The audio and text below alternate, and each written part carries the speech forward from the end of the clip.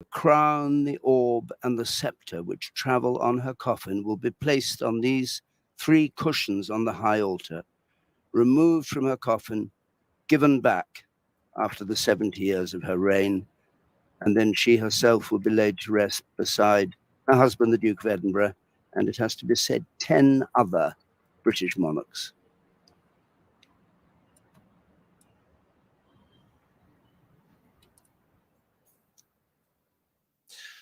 When the Queen's death was announced from Balmoral on September the 8th, a few days after Her Majesty had given that audience to the new Prime Minister, Liz Truss, there was a great sense of uncertainty, of things being in flux, the loss of the nation's rock or anchor, as one member of the public put it in the queue in recent days. The truth is, of course, that the Queen represented continuity and certainty to millions of people, certainly across Britain, but throughout the Commonwealth as well. And the past 10 days have underlined that, as well as the big supply of goodwill that clearly exists towards the new king.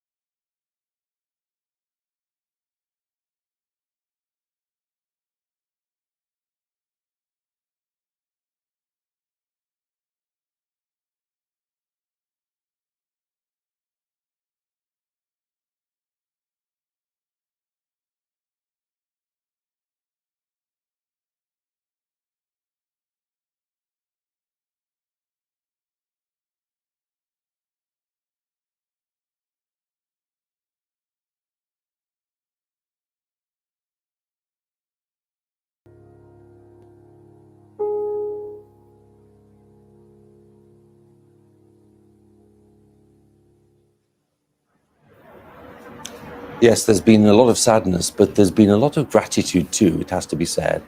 Also people wanting to celebrate. One member of the public who I bumped into just said, what a reign, which I think summed it all up really. Focus on Buckingham Palace. It will be very poignant later today when that big procession passes the palace and the Queen's coffin on the gun carriage as Her Majesty passes her main London residence for the last time on the way to Windsor. That will be a little later on as we get into the procession after the service at Westminster Abbey. With me, 2 very special guests to start the day, and I'm really pleased to have them here. as I'm sure you will be. We have Felicity Kendall, the distinguished actor, and we have the former athlete and man who was really the brains behind the London Olympics and lots of other things too, Lord Coe, Sebastian Coe. Thank you very much for joining us. Thank you. Lovely to have your company. Felicity, can I start by asking you, before we talk about personal knowledge of the royal family, just for a sense of the last 10 days, the impression it's made on you? The last 10 days, well, today is very special, isn't it? It's a kind of day of thanksgiving and saying goodbye. So today is particularly painful, I suppose, in a way. But the last few days, I've noticed that it has been an extraordinary combination of people from every walk, from every age, every race, every creed, every kind of family. And really, there's this collective need to go and pay respects to this most extraordinary of women, and to just say thank you for the lessons, for the dignity, for the service that she promised as a young girl, and she has fulfilled. And it is a lesson to us all that we should take really to our hearts. It's a very good point to make right at the start of the day.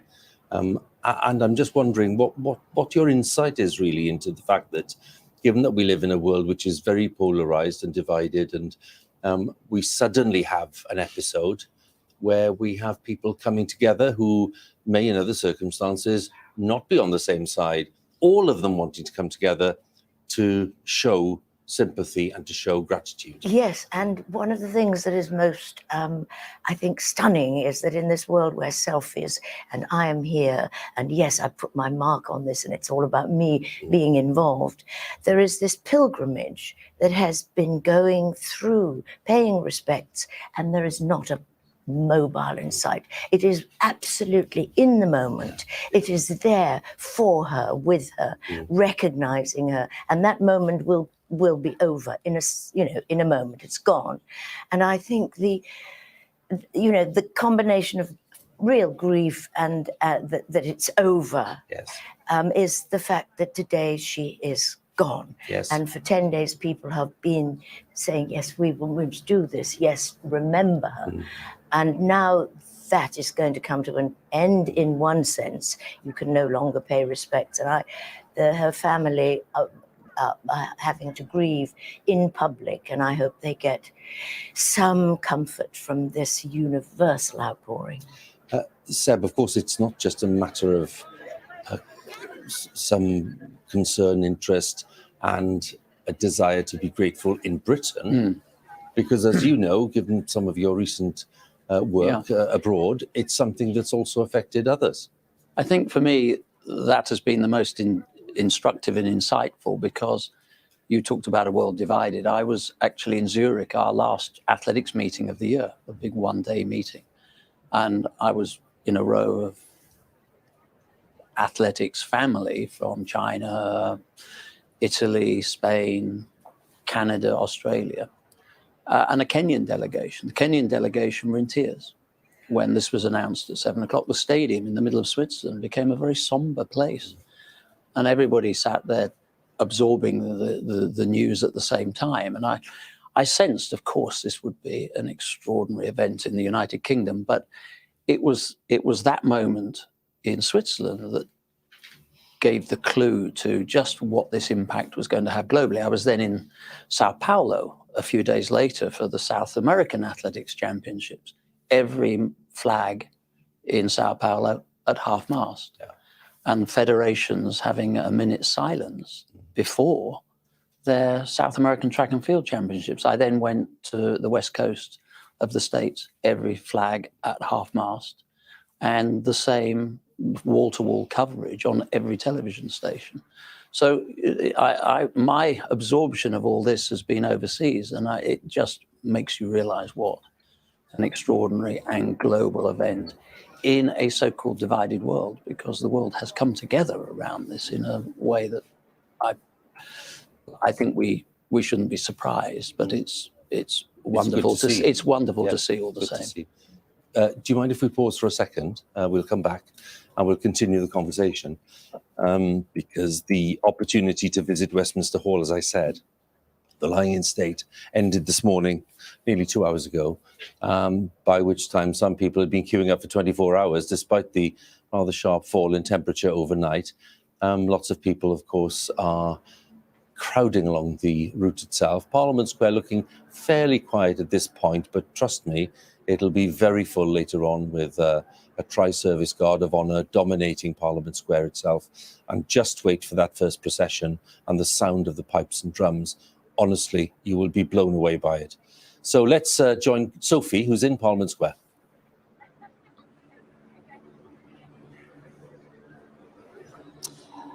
Yes, well, we have watched hundreds of thousands of people pour through these gates as they left Westminster Hall over the past few days. The gates are now closed and Parliament Square is empty. No public are being allowed in here today, but instead you can see thousands of people along the streets here, right down Whitehall as far as the eye can see.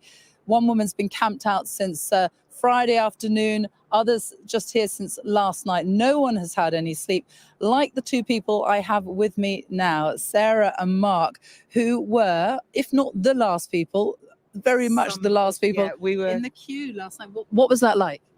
amazing. I think it's the best thing I've ever done in my life. Even having my children, Lily and Luca, I think this tops that. It was just amazing. I'm so pleased we did it. It was a very last minute decision, wasn't it? Absolutely last minute. Looked at the time.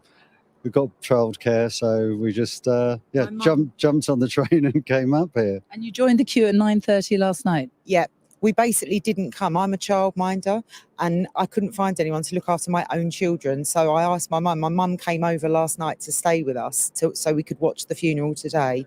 And it just came over us and we said, we've got to go. And my mum's like, just go. So thank you, Mum. Thank you, Sylvie. What was it like inside when you went through? Because you were almost the last. You can hear a pin drop. It looked like a photograph. The guards. The guards. It was surreal. It was beautiful. It really was amazing. It just peaceful. Regal. It was the best thing I've ever done. It was amazing. I was watching the live feed and I did see you come through and you shed a tear, didn't you? Yes, I did. I mean, I am a naturally emotional person anyway, but the wave of emotion and love and just the moment is this. I mean, this is a history. Nothing you've ever seen before. I mean, look at where we are now. I mean, we are Mr. and Mrs. Barlow standing in this square, and you're here. You were very much a moment of history. Well, thank you very much, and I'm very glad you got through. Thank you. So Thank you. Thank you. Well, it's so nice, isn't it, to see people, albeit on the day of a state funeral, enjoying the experience and appreciating the fact that they are here. And I think we all sense that. Felicity and Seb are still with me. We were also wanting to touch on really the kind of quirky sense of humour that the Queen had sometimes, if I can put it that way. I'm going to start this time with Seb, if I may, and because you're obviously so associated with 2012, and I remember having to do a bit of commentary over that, the gag on the helicopter, and I still get people asking me whether that actually happened. Did the Queen jump out of a helicopter? And I'm sure you're asked much more than I am, Seb. There isn't a day that goes by without somebody somewhere in the world asking me about this, and a whole heap of people still believe that she did actually jump from the helicopter. No, genuine. No, really? No. But no, it was an extraordinary moment. It was Danny Boyle, who was our director. Yeah. It was the only day throughout the 7-year period of the Games when I did genuinely feel the globe wobbling as he came in and said, we've done some market research and it shows that the Queen and James Bond, in that order, are the iconic, they're the global, iconic global figures. And wouldn't it be, I was buying right up to that moment until he said, wouldn't it be a great idea if we could get them to jump out of a helicopter together? And in fairness, of course, it was Danny that actually got it across the line, the great the great Republican, Yes. who actually turned down a knighthood for his Yes. efforts in delivering the opening ceremony, sat with Her Majesty, and there are lots of things that are said about it, but it was Danny that persuaded her. My first role was actually to take the Princess Royal through the creative thoughts. Right. And I remember sort of with these rather hammed up drawings and showing whether the helicopter, and the only question I got at the end of it is, what kind of helicopter? And I realised, of course, she knew everything about helicopters. I said, well, you wouldn't get a Chinook under Tower Bridge. Oh, that's Downdraft wonderful. That's you wonderful. might get a Sea King, and it would need to be a twin engine. And I suddenly, of all the questions I thought I'd get, and that's actually how it started. But she entered into the spirit of it. It was a stroke of genius, really. Well, Really. I think it is. I will say it from this distance, but I think it's still. Will always be the iconic moment in an opening ceremony. That and Paddington. Yes. Yes. Yeah. And the ability to keep the secret, because we filmed the Olympic sequence back in February. Yeah. And with the exception of one newspaper that managed to run the story, but on April Fool's Day. And so our communications team said, have you looked at the date? And they sort of left the idea. And then clearly with the Paddington story, that there were very, very few people knew that was what was going to happen. It's remarkable, really. I was just going to touch on the fact that you knew Princess Margaret, the Queen's sister, very well, because as I understand it, you did actually do a reading at her funeral, which was a great honour for you, but reflected your relationship with them. And I'm just wondering how far back your memories go. There's a lovely image there, look, which is of Princess Margaret and Lloyd Webber, and there you are on the left-hand side. We're going to be chatting to that gentleman in the middle in a short while. Yes. What are your memories of that? Did they go back as far maybe as the coronation, or where do your memories go back to? Well, my memories of the beginning, I suppose, that I remember is watching the coronation black and white when I was a little girl of 6, and we had to close the curtains, and we watched it, a collective family together with dogs and things. And I remember, I can still remember that the overwhelming feeling was that she was so beautiful. The Queen was so young and she was so beautiful. And then there was this moment that I think is well recorded when she comes onto the balcony with Prince Charles and Princess Anne, and they're very little girls. She has these beautiful gold bangles, and she's standing there, Queen, and Prince Charles, as a little boy, is playing with her gold bangles.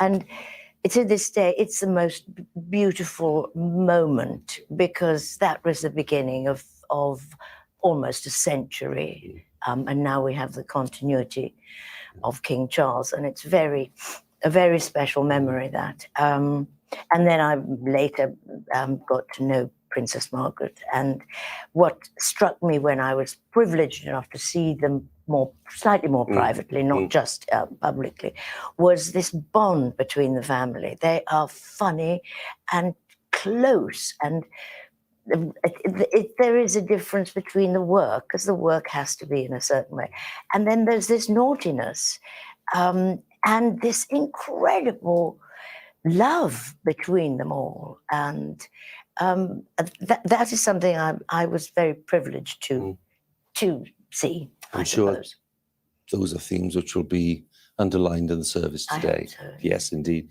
Can I thank you both? It's lovely to have your company. Thank you. As we start the day's coverage on such a big day, such an historic day. So Felicity and Seb, thank you very much indeed. Oh, thank you. Thank you. Well, now then, the grand ceremony and the